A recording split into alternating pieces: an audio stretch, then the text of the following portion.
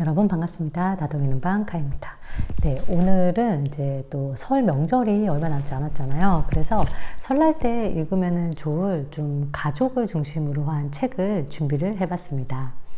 우선은 첫 번째 책은요, 좀 가볍게 읽을 수 있는 책이에요. 나의 이상하고 평범한 부동산 가족입니다. 일단은 제목부터가 굉장히 재밌죠. 이상하고 평범한 무슨 이야기지? 네, 보통 이제 이 부동산 하면은 뭐 많은 분들이 관심을 가지시겠지만은 내가 어떻게 해서 부자가 됐느냐, 이제 어떻게 해서 내가 부동산 투자에 성공했느냐, 이런 책들이 많은데 이 책은 반대예요. 우리 가족은 어떻게 해서 부동산으로 망하게 됐느냐. 네, 여기에 관한 어떤 가족의 실제 그 흥망성쇠를 다룬 책이에요. 원래 이 작품은 이제 여기 띠지에도 나와 있지만 그 제14회 EBS 국제 다큐 영화제에서 한국 그 다큐멘터리는 최초로 이제 대상을 받은 그런 작품이고, 다큐멘터리 제목은 버블 패밀리예요. 이 버블 패밀리라는 제목도 잘 지은 것 같은데, 뭐 이 책의 제목도 굉장히 재밌죠. 근데 이 저자는 원래는 이제 굉장히 그 상류층의 삶을 살았던 사람이에요. 어렸을 때 이제 1980년대 때 40평대 아파트에 살았고, 그 아파트에 이사를 갔을 때 어머니께서 600만 원짜리 소파를 구입을 하시고, 사실 지금도 소파가 600만 원이면 굉장히 비싼 가격이잖아요. 네. 600만 원짜리 소파를 사시고 이제 그 해외여행 자유화가 시작이 됐을 텐데, 그때 이미 아버지가 유럽으로 해외여행을 갔다 오시고, 뭐 그 워커힐에 있는 피자힐에서 피자를 먹고, 뭐 한 달 생활비가 500만 원, 그리고 뭐 그랜저, 그 각진 그랜저 를 타고 다니시고, 뭐 말 그대로 이제 그 상류층의 삶을 살았는데, 이 유복했던 삶이 딱 저자가 9살 때까지였어요. 이때 IMF가 터지면서 이제 집안이 몰락을 하기 시작해요. 근데 이제 이렇게 생각할 수 있잖아요. 아니, 그렇게 부자였는데 IMF가 터졌다고 이렇게 한순간에 망할 수가 있나? 이런 생각이 드는데, 저자도 그랬겠죠? 이 어렸을 때는 굉장히 잘 살았는데 이제 가세가 점점 기울면서 이 영화를 찍을 때는 12평짜리 그 상가주택에서 부모님과 함께 살고 있었거든요. 막 전기세를 못 내가지고 전기가 끊기고, 뭐 또 온수도 안 나와서 그 물을 가스레인지에 끓여가지고 막 샤워를 하는 그런 상황에 이르는 거예요. 그래서 이 저자는 부동산에 집착하다가 결국에는 망한 이 부모님이 너무너무 원망스러웠겠죠. 그래서 이제 학교를 다닐 때도 계속해서 이제 특히 아버지와는 사이가 안 좋았고, 대학을 갈 때도 이제 등록금을 낼 수가 없어서 학자금 대출을 받았어요.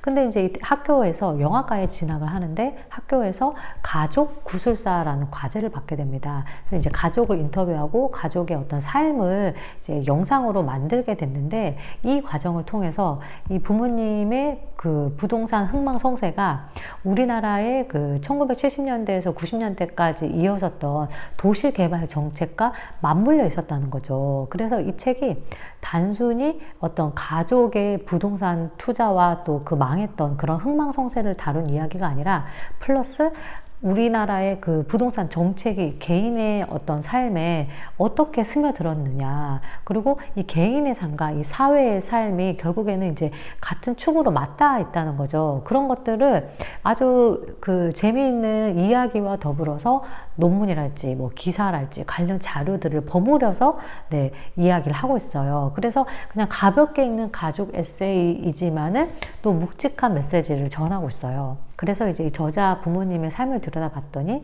처음에 이제 울산에서 그 신혼살림을 시작하셨던 거예요. 100만 원짜리 아파트를 샀는데 얼마 안 돼서 이게 300만 원으로 오르는 놀라운 경험을 하게 됩니다.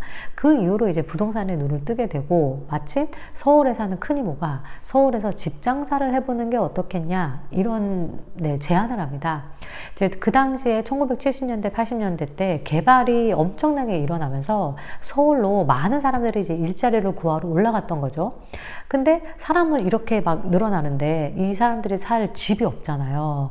이 저자의 부모님은 헐값에 서울에 이제 허허벌판에 땅을 사서 거기에다가 집을 지어가지고 웃돈을 주고 팔았던 거예요. 처음에는 한 30% 정도 마진이 남았는데, 이게 이제 집이 잘 팔리고 규모가 커지다 보니까 막 한 채 1억씩, 2억씩 막 이렇게 돈을 벌게 되는 거예요. 그 당시에. 그래서 이 사업이 굉장히 잘 되다 보니까 이제 뭐 어떻게 보면 이제 가속도가 붙은 거죠. 더 많은 돈을 벌기 위해서 부암동의 토지개발 그 규제가 풀린다는 이야기를 듣고 그 당시 돈 24억을 주고 이 땅을 사게 됩니다. 하지만 네, IMF가 터지고 그 토지 개발 제한 구역이 풀리지가 않게 된 거예요. 그러면서 이제 은행에 그 당시에 12억이라는 돈을 빌렸는데 금리가 이제 계속해서 올라갔겠죠. 경기가 안 좋으니까. 고금리의 빚을 갚지 못하게 되고 또 다시 재기를 하려고 여러 사업들을 했는데 그 사업들이 또 망하게 되고 뭐 중간에 이제 또 주식에 투자했다가 주식도 망하게 되고 그러면서 이제 12평짜리 상가주택에 사는 이런 상황에 이르게 된 거예요. 그래서 물론 이 부모님의 과유불급 그 잘못도 있었지만 어떻게 보면은 동시에 어떤 나라에서 이 부동산을 부추기는 힘도 네, 분명히 있었던 거죠. 그래서 이 책을 좀 읽다 보면은 똑같이 사는 건데 바위와 리브 사이에서 네, 많은 어떤 생각을 해보게 됩니다. 과연 이 대한민국 사람들에게 집이란 무엇이냐, 이 부동산이란 무엇이냐 이런 것들에 대한 네, 질문을 던지는 책인데 아주 이야기 자체가 흥미롭고 또 이 책에 보면은 좀 중간중간에 실제 이제 그 부모님의 그 사진 같은 것도 좀 풍부하게 있어요. 그래서 보면은 막 이런 식으로 이제 네, 막 사진이 있는데 이런 사진들을 보는 재미도 있고 저는 이제 책을 다 보고 다큐멘터리를 봤거든요. 이 버블 패밀리라는 다큐도 굉장히 재밌어요. 그래서 이제 한 번쯤 보시면은 좋을 것 같고 특히 이제 여기에 가족 에세이라는 그 타이틀이 붙은 이유는 처음에는 이제 그토록 그 부동산으로 인해서 망했던 그리고 이제 자신까지도 학자금 대출을 받아야 했던 상황들이 너무 싫어서 부모님을 원망했던 저자가 이제 이 영화를 찍고 또 이 책을 쓰면서 부모님과 화해하는 과정들이 있어요. 근데 또 그 과정들이 굉장히 좀 따뜻하게 느껴지고 또 어떤 우리 세대가 부모 세대를 이런 식으로 이해할 수 있구나. 어떤 부모님을 이해하고 헤아려 볼 수 있는 또 그런 계기가 되어주는 책이어서 네, 아주 흥미로운 가족 에세이로 추천하는 작품입니다. 다음 책은요, 네, 너무너무 좋아가지고요. 정말 제가 주변 사람들한테 굉장히 많이 권유했던 작품이에요. 이 최진영 작가의 단 한 사람이라는 작품인데 사실 제목도 그렇고 지금 이 표지도 그렇고 이렇게 봤을 때는 크게 이펙트가 없다고 느낄 수 있어요. 하지만 책을 읽다 보면은 네, 이 감정이 막 켜켜이 차고 올라서 나중에는 막 가슴이 아주 뜨거움으로 폭발하는 그런 경험을 할 수 있는 작품입니다. 이제 책의 첫 도입부는 나무 이야기로 시작을 해요. 그래서 갑자기 왜 나무 이야기지? 이게 무슨 말을 하려는 거지? 좀 갸우뚱할 수 있습니다. 근데 이제 그 다음부터 나무 이야기가 앞에 나오고 그 다음부터 이제 인간 세계 이야기가 나오는데 이 주인공인 모카라는 여성은 나무와 인간 사이에서 수명을 중개하는 일종의 수명 중개인 역할을 해요. 이 수명 중개인이 뭐냐면 이 모카라는 주인공이 꿈을 꿉니다. 꿈속에서 어떤 뭐 재난재해가 막 일어나요. 근데 그 중에서 단 한 사람을 구하라는 나무의 음성을 들어요. 그리고 실제로 내가 좀 고민을 하지만 그 사람을 구하잖아요. 그러면 잠에서 깨어나서 다음날 뉴스를 보면은 진짜 내가 구한 사람이 생존자로 뉴스에 나오는 거예요. 처음에는 나한테 왜 이런 일이 생기지? 이게 뭐야? 그리고 왜 여러 사람들 중에서 단 한 사람만 구할 수 있는 거지? 그리고 가끔은 또 그 단 한 사람이 악인일 때도 있어요. 근데 왜 악인을 구해야 되는 거지? 왜 신은 불공평한 거야? 막 이런 복잡 미묘한 고민들을 하게 돼요. 그런데 알고 봤더니 이 일이 3대째 이어져 오는 과업이었던 거예요. 외할머니 같은 경우에는 기적이라고 생각했어요. 단 한 사람이라도 구할 수 있으니까. 엄마 같은 경우에는 너무너무 이 일 자체를 받아들이기를 힘들어했고 거부했고 자신의 자녀에게는 절대 이어지지 않기를 바랐어요. 하지만 네, 이제 이 3대에 걸쳐서 이 일이 내려오게 되는 거죠. 그래서 이 숙명에 대해서 이 3대에 걸쳐서 이 과업을 어떻게 받아들이냐, 각자 다르게 받아들이는 여성들의 모습을 통해서 나라면 어땠을까 이런 생각을 좀 해볼 수도 있고 또 여러 사람을 구하는 과정에서 정말 별의별 일이 다 있거든요. 그리고 동시에 이 저자 역시도 사랑을 하게 되고 또 이 가족 간의 어떤 갈등들도 굉장히 많이 일어나요. 결국에는 이 단 한 사람을 구하게 되는 것도 가족 중에 한 명으로 기결이 되거든요. 그러니까 이 사람을 생명을 구하는 게 굉장히 의미 있는 일인데 그 중에서도 특히 우리 가족을 구한다는 거는 더더욱 의미가 큰 거잖아요.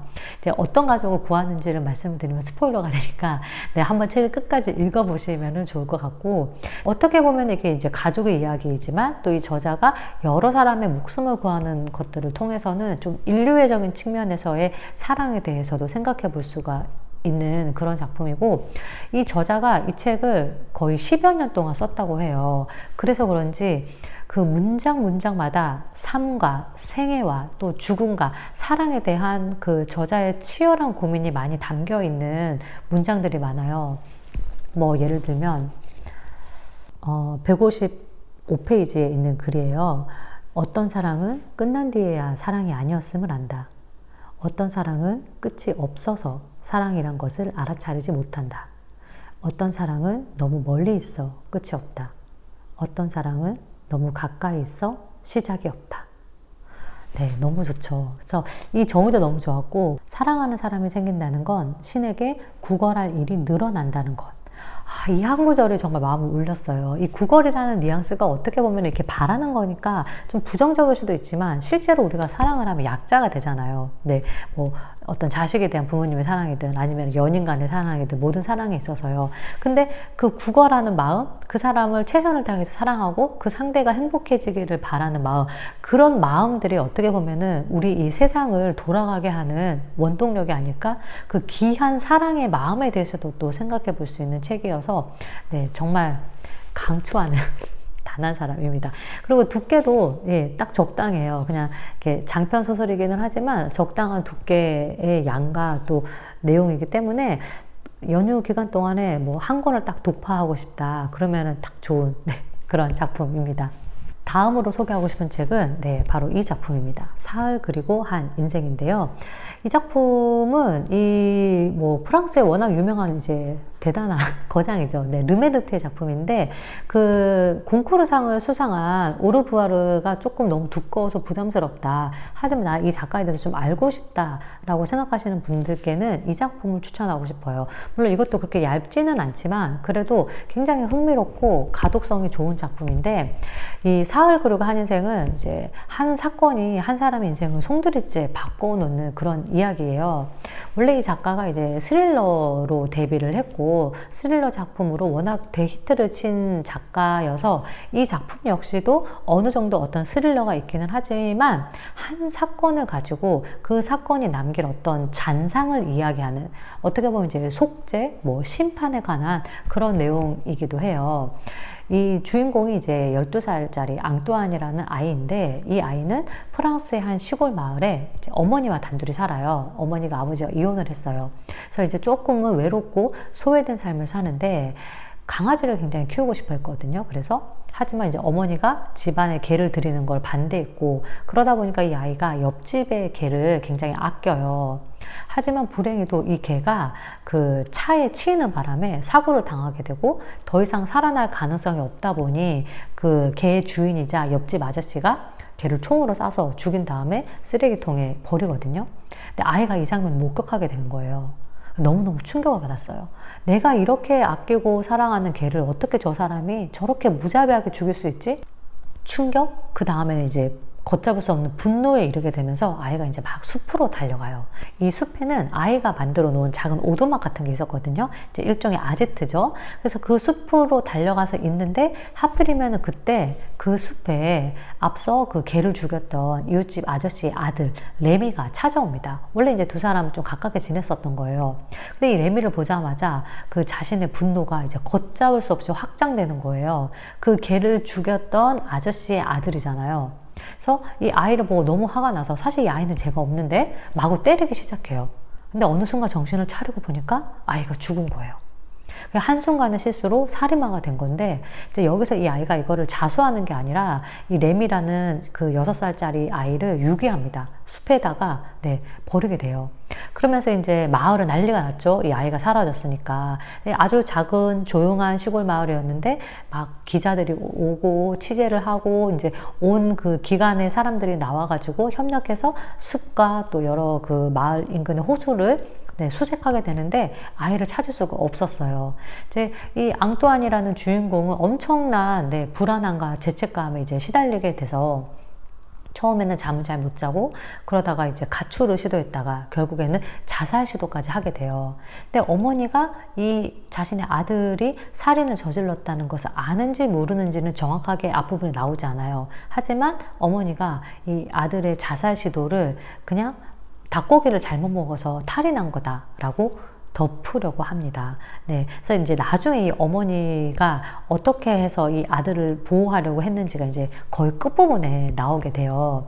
아들은 어쨌든 살아남게 되고 마을에서 계속 수색 작업을 했는데 발견하지 못하는 상황에서 이 마을에 엄청난 폭우와 그 강풍이 몰아닥치면서 마을에 쑥대밭이 된 거예요. 원래 이제 그 이슈를 덮는다고 하죠.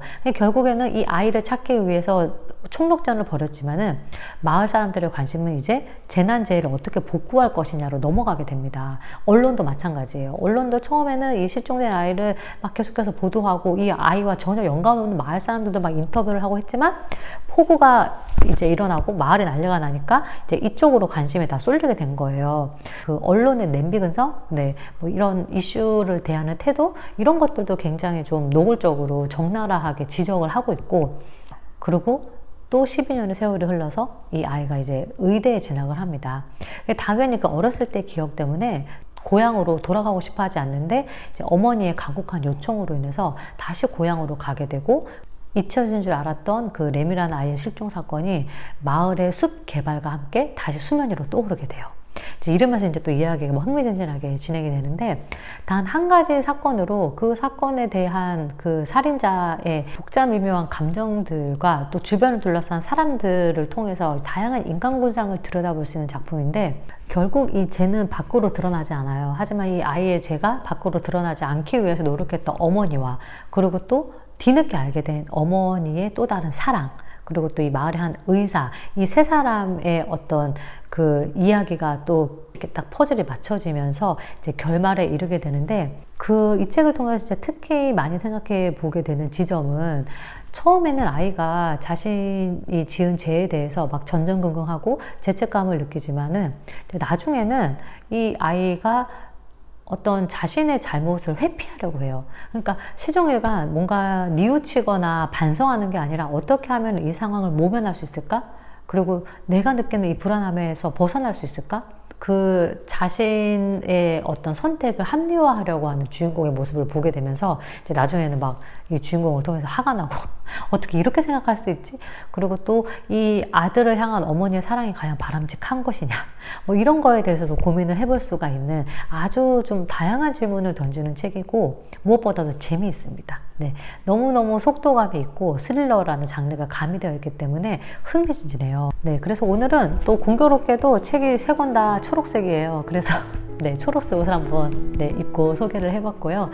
즐거운 명절 되시고, 저는 또 다음 시간에 다독이는 책으로 여러분 찾아뵙도록 할게요. 추스!